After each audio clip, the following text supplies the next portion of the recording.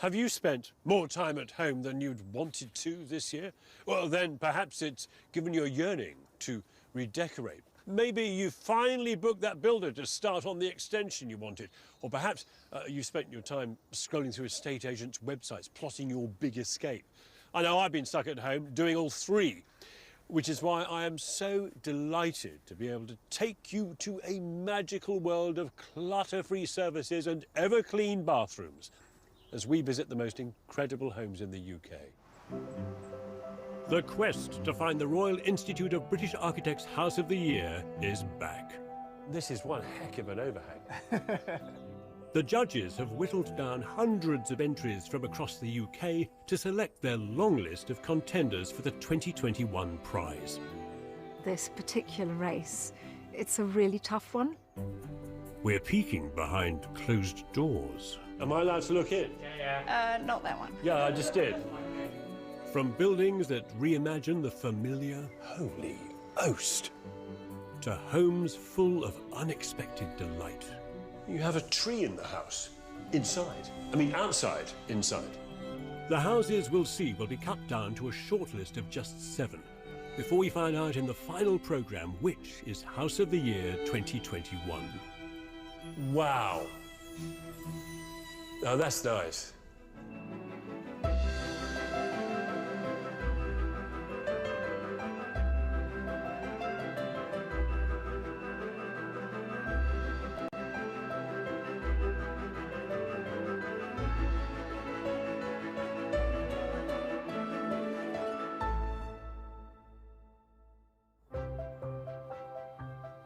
From all the long-listed houses we're looking at, I've taken it upon myself to separate them into 4 distinct categories.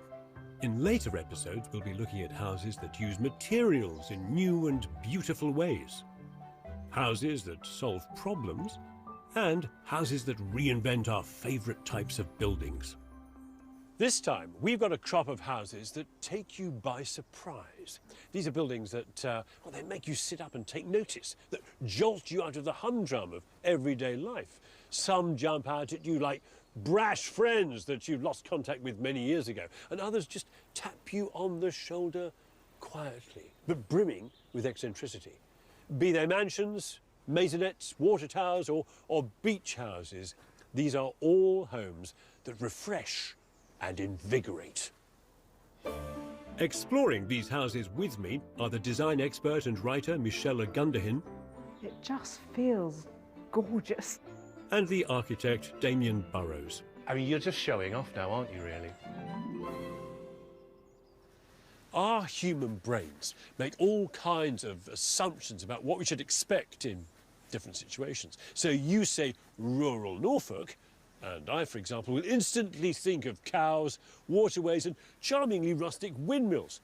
However, to discover a striking slice of bold and beautiful contemporary architecture, well, that comes as a very pleasant surprise.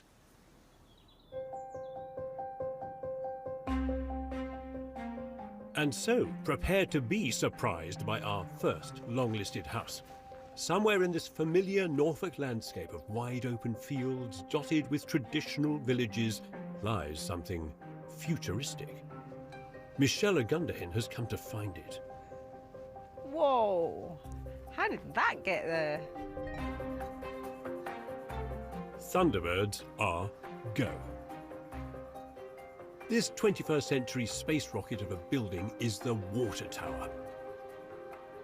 Inspired by 1960s sci-fi, it's dressed with industrial steel cladding, great vertical glass walls, and a control tower living room fit for Lady Penelope. It's the passion project of Dennis, a photographer, and Missia, a costume designer, who both live here. They bought the long, redundant water tower when it was just a rusting hulk and gave it new life. I've never been afraid to take something apart and repair it. My father was a TV engineer. He was always taking things apart, putting things back together. This was quite a big thing, though. My parents were both artists, and actually we used to go to the dump together as a family outing. Used to pick up things, to repurpose, to turn into sculptures. And what a sculpture this is. On top is a giant roof terrace. Then underneath, in what was the old water tank, is the open-plan living room, kitchen and diner. Below that are 2 double ensuite bedrooms, stacked one on top of the other. There's also a set of stairs leading up to the living space. Hello. Hi, how are you doing? Proud owners of this rather futuristic building. It's quite kind of like Bond-Larry. It is, and Thunderbirds. Ah, Thunderbirds. Is this a kind of key influencer for you? Yeah, I did watch a lot of Thunderbirds. It looks like something a rocket ship should be attached to. The Norfolk climate, however, isn't ideal for launching rockets. It might also make you think twice about living at the top of a creaking tower. It's a very, very, very windy, exposed spot. And when the wind's up that strong, the rain is usually coming with it, and it's horizontal. You know you're exposed. It's not like, you know, you got any house next to you. It's coming from all direction. You know, we are splashed about and blown about all over the place. You're really in there. It is exciting. Thunder, lightning, storms. So you're really within the weather system. We Yeah, really that's are. great. Yeah. It does wobble about in the wind.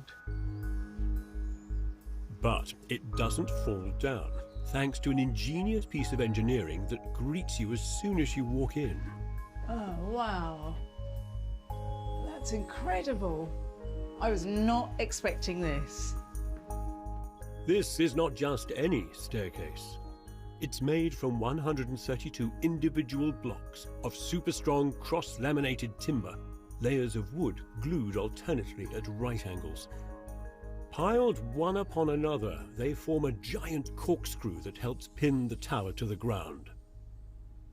Each piece of timber was cut specially. Every single one is different. Each was numbered. In fact, there are still some numbers and labels still stuck on some of the pieces. Wow, I mean, you must have had someone really bespoke to do that. A brilliant carpenter, yeah, and I found him in the village by looking at some boxing in around somebody's toilet. Remarkable, though nothing bog standard here. The staircase, lit from the roof light above, was praised as delightful by the RIBA judges, as were the warmth of the interior joinery, the glazed bridges that link to the bedrooms that have full-height glass walls, and the constant playful interaction with the sky. But the greatest delight is to be found in the old tank itself. Oh, wow. What once was a dark, murky chamber filled with water is now a glamorous kitchen and living room. There's a new polished concrete floor, a simple but beautiful wooden kitchen, and a 21st century wraparound window.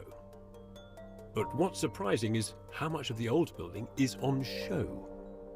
There's bits of structure just kind of everywhere, but somehow you've kind of made it feel really beautiful. I love that you've kept all these like pieces of the original water tower as well, and yet they just fit beautifully. I mean, the ball here, is this the one that would have tested the level of the water? And Yeah, yet the you've ball made it into a light. Same thing as you get in the toilet, stops the water, it rises up with the air. Looks like a planet now. I'm not a great one for throwing things away, actually, so to reuse is great. The rusting interior of the water tank has been preserved, although it's now slashed by the dramatic ribbon window. To cut it out meant bracing the old cast iron structure before carefully removing the middle row of panels. To try to keep to an ambitious budget, Dennis and his son, acting as main contractor and project manager, did the demolition work themselves. We used sledgehammers and all sorts of tools to get out. Oh my goodness. It was really good fun. But had you ever done anything like this before? No, I'm an ex-painter and decorator.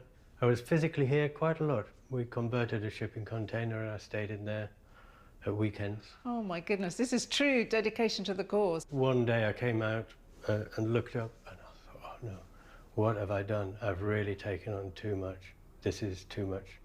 Dennis has got the staying power to really, I think you're just doing something every day, all the time, researching something, finding something, locating something, shopping online for some particular details, and I think they really pulled it through.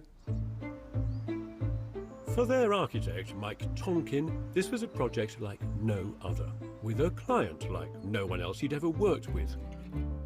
When you begin, you always want to understand who the people are. You want to understand what their values are and what their desires are. And Dennis definitely had a taste for Thunderbirds. That was important to him. It was important to Mike that whatever they did was also embraced by the people who lived nearby. They were restoring a local landmark. A lot of them, had climbed it as a kid. Whatever we did had to be interesting. Dennis had an open day and like 1,000 people turned up. They all wanted to see inside. They'd all been waiting for Dennis to finish. Overall, the local community fully supported the new design. It was engaging, it was imaginative, it's been worthwhile, it's been good for the village, and we're very pleased that it's happened.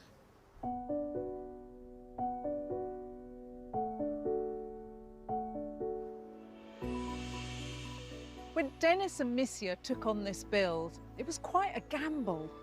Turning a rusty old structure into a home, reinventing a local landmark, even not knowing how much it was going to cost. But sometimes you have to take a risk to see something's true potential.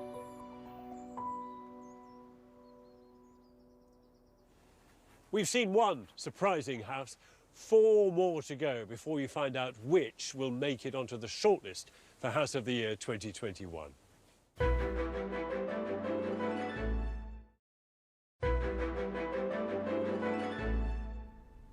I'm hiding. You see, the best surprises are those which spring out on you all of a sudden. The best surprises are those which remain hidden until the last possible moment.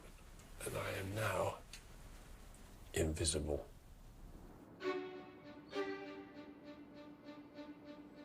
Our next long-lister is hiding not behind a curtain, but in suburban South London, somewhere amidst the rows of Victorian townhouses on these streets. Well, I would like to say that this building is a surprise, but it's more of a brick bombshell. This is House Within a House. It jumps out from its traditional neighbours with its 21st century close-cut roof, its clean angles and striking dove grey bricks, and extends deep into the back garden. It's home to Michelle and Dan. They wanted a home for them and their children from previous relationships. We met in 2011.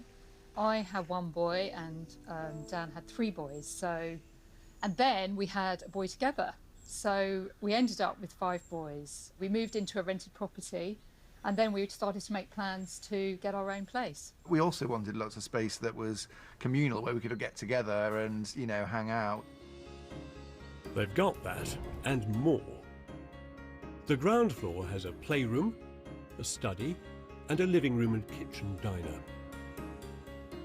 The first floor has 3 bedrooms. And the top floor has a master bedroom and 2 children's rooms. Hello. Hi. Nice place. Thanks very much. It's a fabulously kind of proud 21st century version of, like, one next door. Yeah. We definitely get reactions. Yeah. I think we have lots of people stop by and have a look, and I think people are generally interested in it. I think it does take people aback a little bit because it's different, from all of the surrounding areas. We have positive thoughts and we have people that don't like it so much, I guess. And tell me, what does it replace? Not one of those. No, not one of those. Well, originally there was one of those which got bombed in the war, sadly. They had to kind of demolish it and build something slightly a bit later after the war. This was the house that was on the plot previously. Built in the 1950s, made of cheap materials, it stood out as an eyesore on the street. Michelle and Dan have done something both surprising and extraordinary with it. What happened to the old place? We kept it. It's inside. So you've wrapped this big thing around a 1950s three-bedroom house. Were you able to use, I mean, properly use the 50s house, like foundations, Yep. you know, walls, that, yeah. Which was the most important thing. Yeah. That is a surprise, and an eco-friendly way to build. They kept the old floor slab and ground floor walls, saving 12,000 bricks from landfill. Then they employed a timber frame to build an extra floor. The RIBA judges commended the addition of this thick, new, warm coat to the poorly insulated original house. Inside, they admired the exposed timber rafters in the kitchen, which combines elegance with indestructible practicality. Beautiful. And what a kitchen. Thank you. Despite 5 males, 6 including you, yeah, in the house, it all looks, have you cleaned up especially? I mean... Maybe, a little bit. But it looks brand new, it looks great. Everything's pretty hard wearing. Yeah, yeah, robust kitchen, stainless steel, ceramic floor tiles, plywood table, brick wall. Yeah. It's kind of a template house for raising physically active children in, you know. Tell me, the only thing that is softer that I imagine would get damaged by football boots, for example, is the oak floor.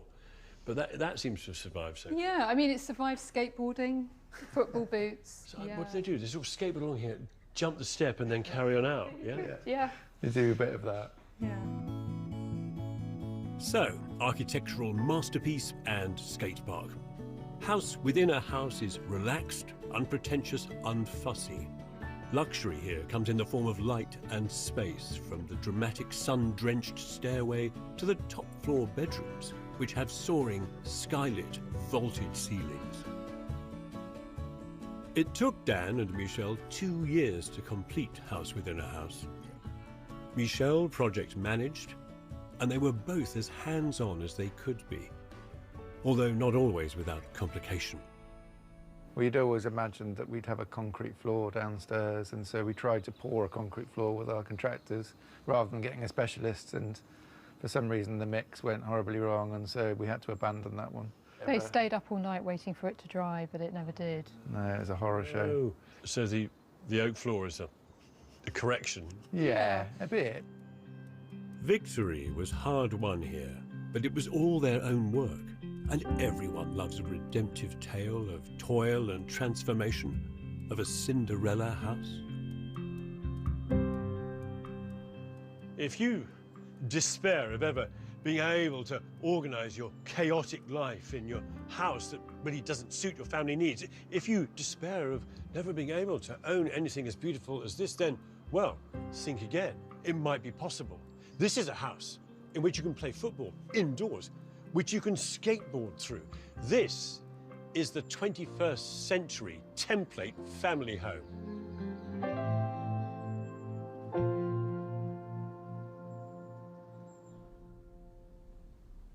The famous wooden horse that the Greeks presented to the city of Troy. The D-Day landings. These are just 2 examples of one of the greatest strategic advantages that tacticians, military commanders have recognized for thousands of years, and that is the element of surprise. But could it also prove decisive for architects, battling it out, for example, for the coveted House of the Year award? Maybe. Which one is the architect? Damien Burrows is in Cumbria, where our next startling long lister was originally built to withstand enemy ambush. Wow.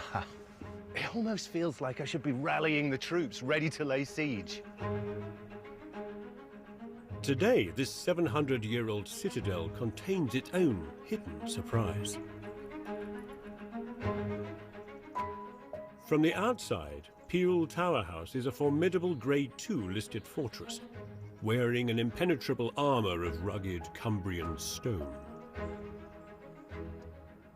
But lying in wait behind those forbidding 5-foot-thick walls is a welcoming, contemporary family home, full of glass, light, and 21st century comforts. It was designed by the architects Katie Woolacott and Patrick Gill-Martin, who were drawn to the romance of working with a 14th century tower. For me, for lots of people, a tower and a castle, it brings out the child in you. There's something really playful. You want to climb it, you want to explore it, and you want to discover things. You want to be surprised by it. All that quirkiness, all that eccentricity, all that character that you get with an old building was something that was really important to us. Different chunks of the house were built at different times. The central section was originally 2 halls from the 15th century. The boot room, sitting room and kitchen are downstairs, and the living room and 3 bedrooms upstairs. The oldest part, built in the 14th century, is the Peel Tower itself, which now houses a library, bedroom and bathroom. In medieval times, defensive Peel Towers were constructed all along the border between England and Scotland. But 21st century architects don't get asked to work on them every day. Hey! Hi. How you doing? How you doing? Nice to meet you. You don't see many houses that have got their own fortified tower. I mean, you can't imagine what it was like in the 1300s here. You had to build a house to protect yourself from attack. So that's not really a family home, is it? Not at all. That was really the challenge, is how to make it a family home that felt intimate. And not gloomy. I think often buildings like this can be very gloomy, and that had to get enough light in there that you really felt like an uplifting space to be in. So how do you make a dark, dank tower designed to repel into an inviting home? Like this. The tower now houses a welcoming master bedroom and a glamorous bathroom. What a stunning room. They've been cleverly slipped inside the ruined shell. Oh, oh, this is nice. This is very nice.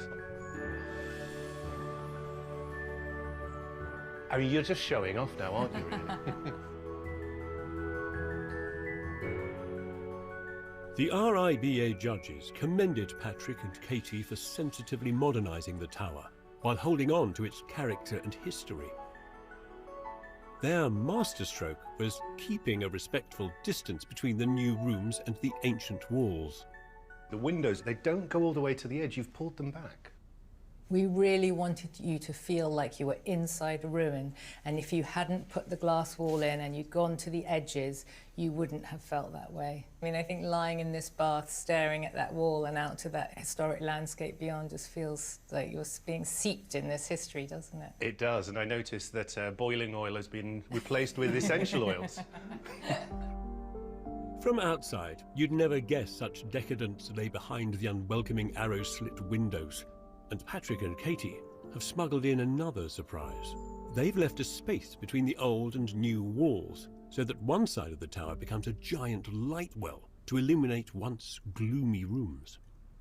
The handling of the light well is something that I'd normally see in a built-up city area, where you're having to grab light wherever you can, not in the middle of an open field. Yeah. Well, oddly, despite the fact that we were here in the middle of the Lake District, many of the problems we encountered within the tower are really the problems you find in an urban setting. Problems of light and views. And the light well just solved all those problems. The stitching together of ancient and modern is just as inventive elsewhere. There are sharp, clean, contemporary stairs and brightly painted timber panelling, none of which jar, thanks to Patrick and Katie's commitment to traditional materials and craftsmanship. So, in the kitchen, a 16th century oak ceiling has made friends with some exquisite handmade 21st century joinery. The detailing of the oak here is so impressive. This is just, you run your hand along it. The texture's beautiful. Yeah, it was built on site by our carpenter. He put the whole thing together.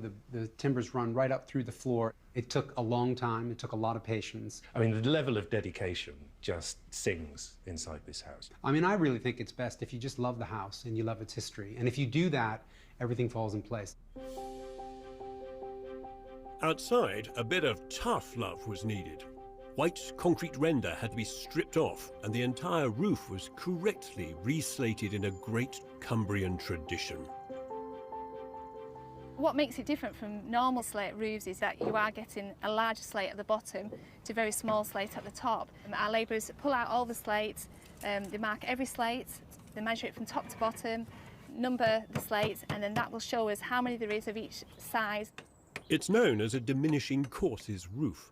The result plays on the perspective from the ground and allows you to use up all the different sized slates. So it is a very specialist role, it is a dying trade, but when you look from the ground, looking up on a roof like this, I don't think you can get a better roof. A diminishing roof is just stunning. Faithful repair work outside, architectural insurgency within. This house represents two giants of architectural style going into battle. The defensive and imposing nature of the tower versus the refined elegance of its contemporary insertion. But there are no victors in this feud. Instead, there's a beautifully sublime truce.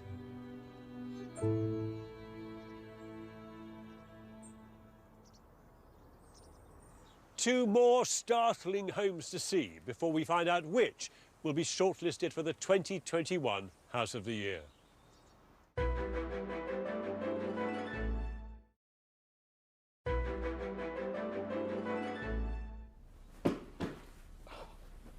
Now, a lot of people don't like surprises, myself included. Oh, you see? But then sometimes you come across something where you least expect to find it, and that brings you such sweet, unanticipated joy. And there is joy to be found on the south coast. Here, the landscape is wild, watery, and untamed. Seaweed-covered shores, empty pebble beaches that stretch out into the sea. Somewhere here in this barren setting is our next longlister. I'm thoroughly expecting to be surprised. Pleasantly. Doesn't disappoint. This is Harbour House. Handsome, angular and well-chiselled, cutting a dashing and well-groomed figure. It's a building that takes beachside living to another level.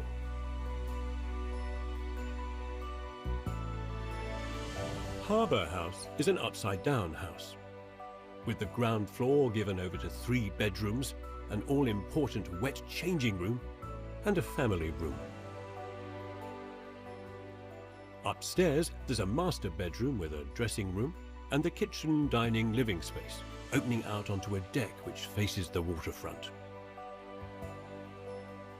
The salt and wind on this seashore position makes it a tough old spot for any building. It's home to Simon and Lisa, who work in public relations and the furnishings trade. They live here with their 3 children. Hello. Hi, how are you? Very well, very pleased to be here. Are you both boaty people? Yes, Lisa and I met by the sea. We got married on a boat on the sea. We raced together at sea, and so the last thing left to do was to go and live by the sea. I was particularly keen on inside-outside living, weather permitting. When we get the 100-mile-an-hour winds from the southwest that come across the Isle of Wight, it's quite remarkable the house actually stands up and withstands some of the elements. Well, I notice you've got big doors which swing back on the corners. Expensive, that, but it's beautiful.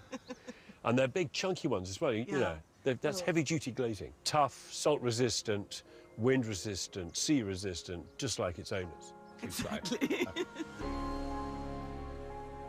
Harbour House has not only got the beach, it's got a pool set into a coastal garden.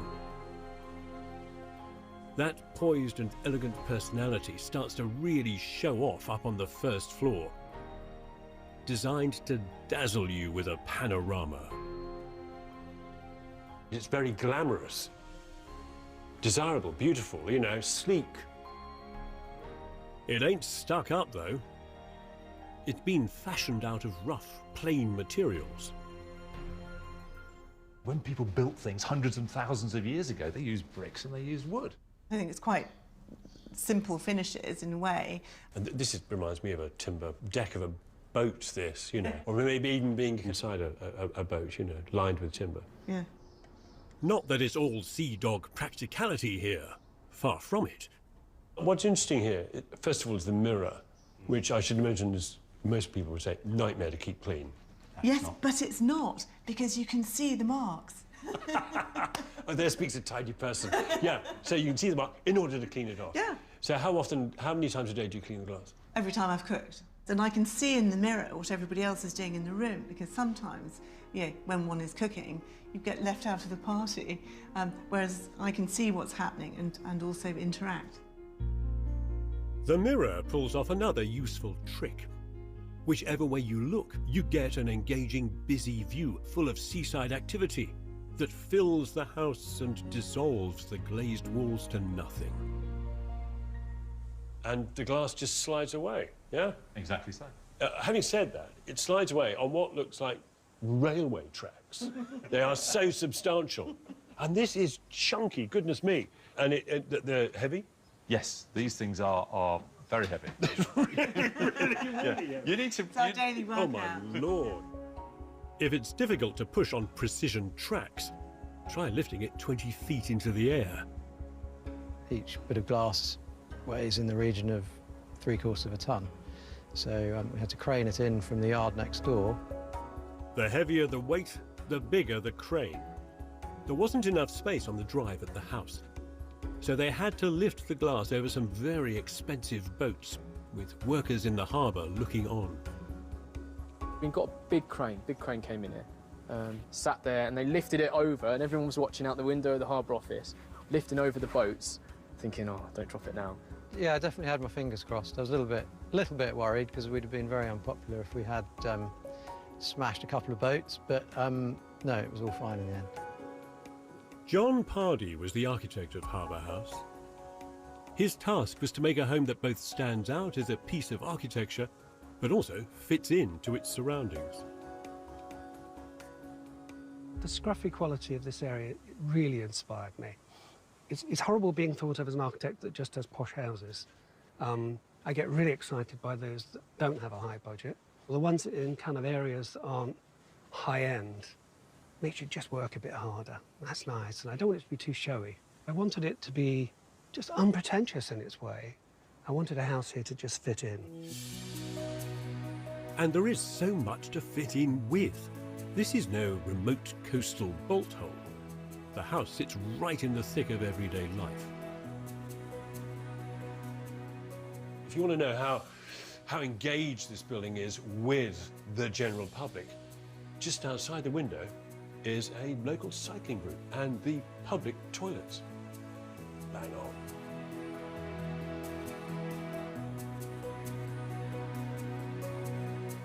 You're quite intimately positioned, aren't you? You're really connected to the activity here. Yes, absolutely. There's a lot of activity in the boatyard, the pub, there's a car park, it's a very popular walk down the front. There's the ferry. I mean, people come across all the time. Well, it comes to this pontoon here. The ferry comes to within, what, 50 metres of the house? So everybody gets off, walks past your deck. Yes. Yeah? But that's lovely. What's nice is we've had, you know, some really nice comments occasionally from people passing by and just going, you know, well done, or, wow, that looks nice. And if we've added something to the environment, then that's great. Yeah. They certainly have. Like a bracing plunge in the sea, this is a house that revitalizes. The building now, of course, it breathes and speaks of optimism, adventure, excitement, engagement with its neighbours and with everybody that lives and works and visits here. This building is an example of generosity. So, 4 houses, all of which surprise and delight. One more to go. Every single one of these stones is a labour of love. before we reveal which of them the RIBA judges have shortlisted for House of the Year.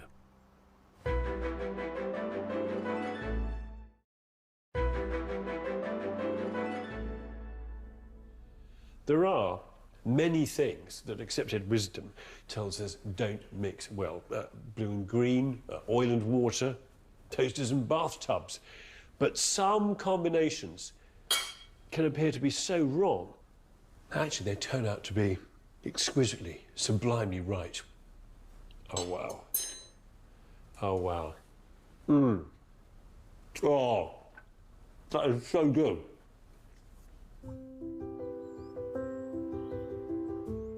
In search of surprising combinations, Michelle has come to the remote Welsh borders to find our next long-listed home. Whoa, what's this? This is House on the Hill. Half traditional Georgian farmhouse, half space-age monolith. With gleaming dark walls, jagged edges and mirrored surfaces.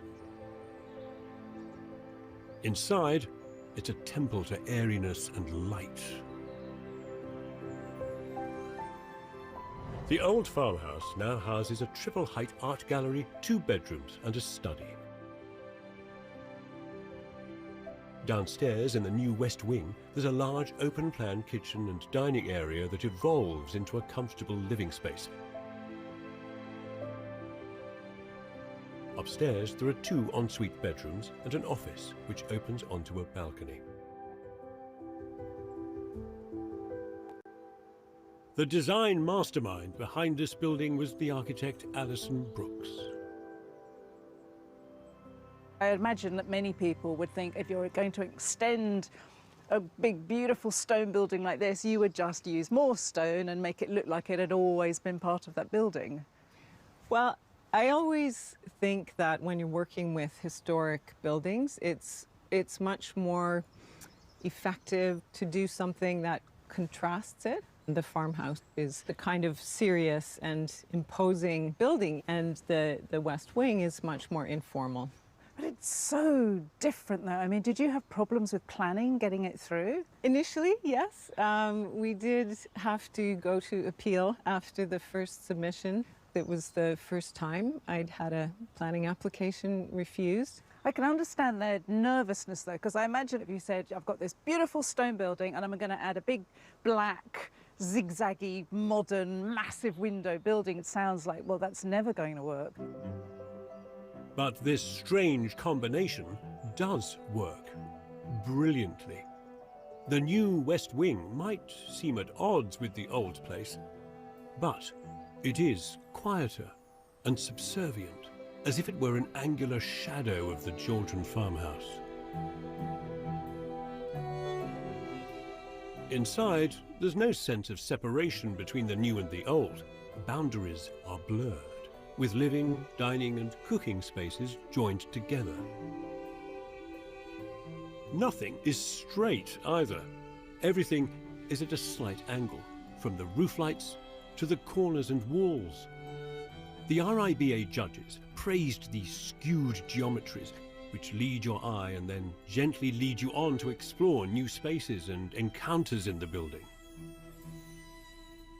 As humans, we're just drawn to nature, to the complex forms and shapes, the organic qualities of it. And I've tried to sort of infuse the house with that kind of relaxed quality. It's about getting to feel at ease. It's almost impossible to really explain how this feels, except it just feels gorgeous.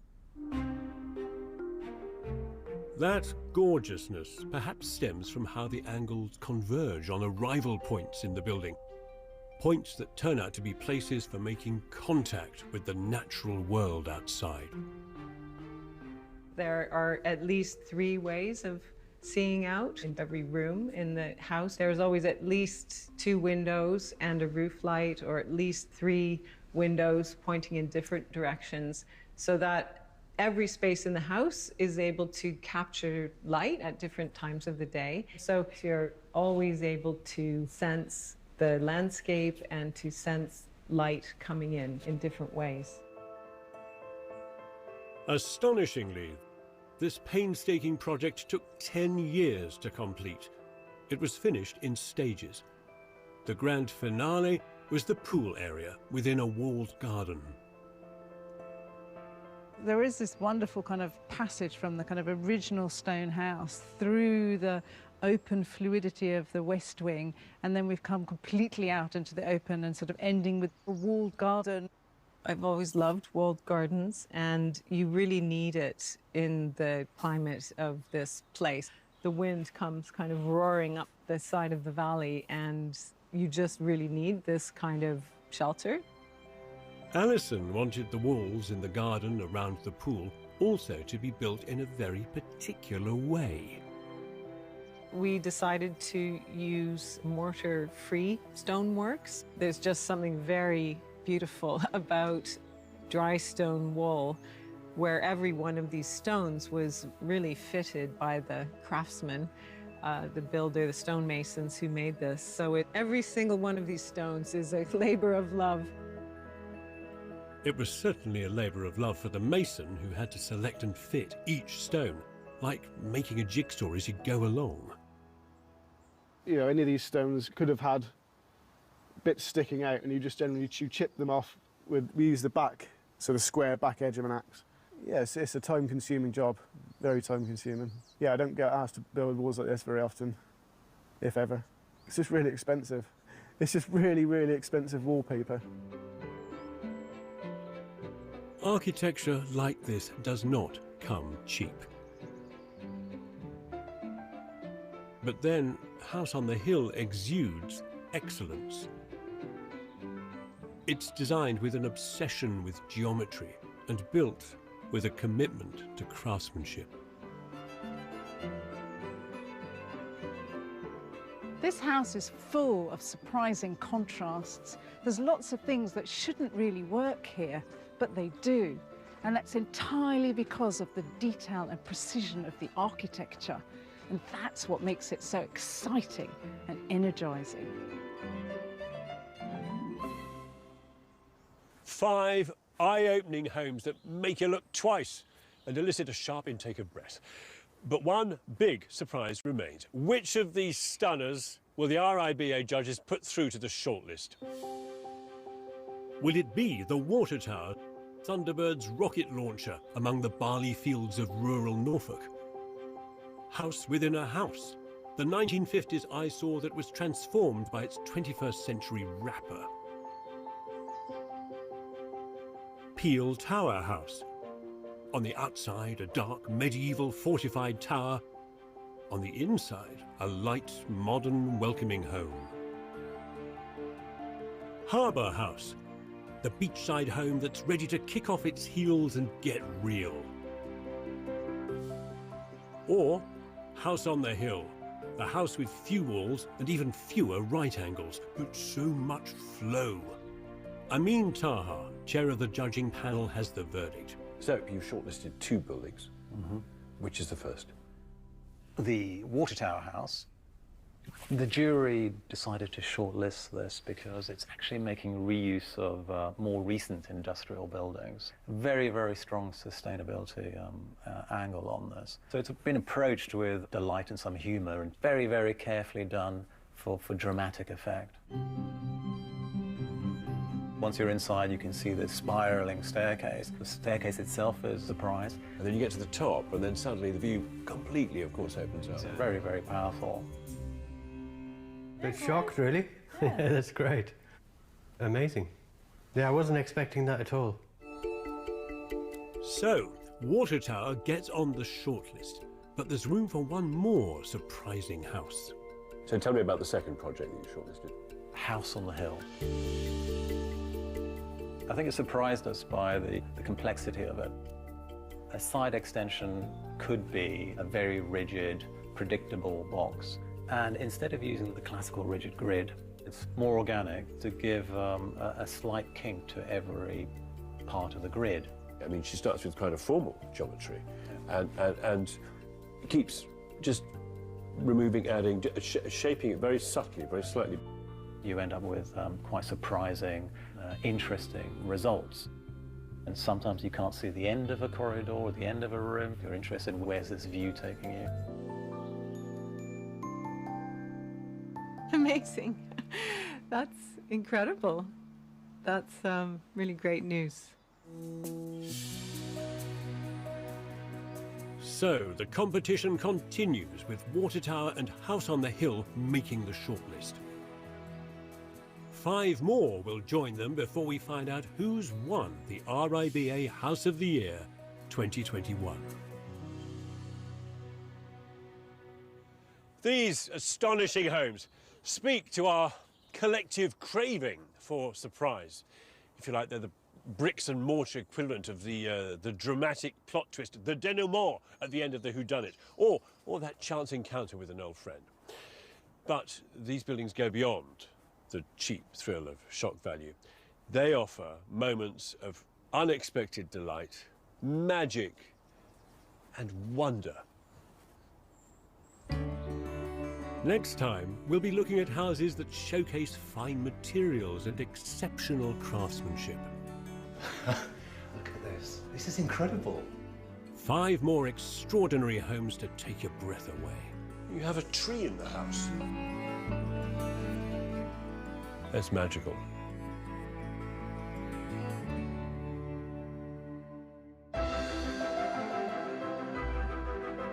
Whittling down the homegrown talent, you can stream this series so far of Handmade, Britain's best woodworker, on All 4 and see it fresh tomorrow at 8. While Saturday night, Satnam Sanghera is exploring the colonial myths that have helped shape Britain. Empire State of Mind is new at 9.